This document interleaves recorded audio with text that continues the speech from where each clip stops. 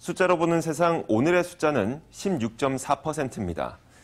올해 3월 전국에서 인허가를 받은 주택 물량이 작년 같은 기간보다 16.4% 감소한 건데요. 인허가가 줄었다는 것은 앞으로의 주택 공급이 감소할 수 있다는 것을 의미합니다. 그렇다면 월 단위가 아닌 분기 기준으로 보면 어떨까요?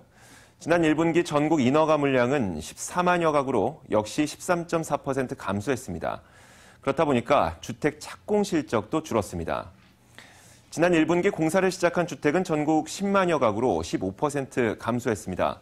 같은 기간 분양에 나섰던 주택도 19.3%나 줄었습니다. 이처럼 주택 관련 지표가 감소하는 데에는 시장 규제가 한몫하고 있는데요. 지난해 113 부동산 대책과 집단대출 규제가 적용되면서 이런 결과가 나타난 것입니다. 실제로 주택 인허가는 규제 발표 다음 달이었던 12월 이후로 4개월 연속 감소세를 보이고 있습니다. 한편 미래 주택이었던 인허가 물량은 줄어들었지만 현재 주택인 입주 물량은 오히려 늘고 있습니다. 당분간 공급 과잉에 대한 우려는 여전한 것인데요. 실제로 지난 3월 입주 물량은 전국에서 3만 3천여 가구로 13.8%가 증가했습니다.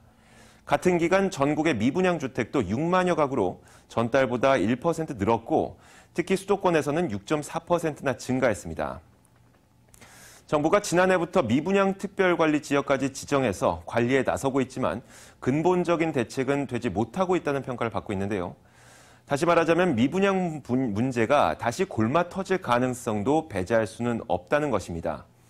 흔히 부동산 시장 규제는 타이밍이라고 하는데 새로운 정부가 부동산 시장의 문제를 어떻게 풀어나갈지 관심이 높습니다.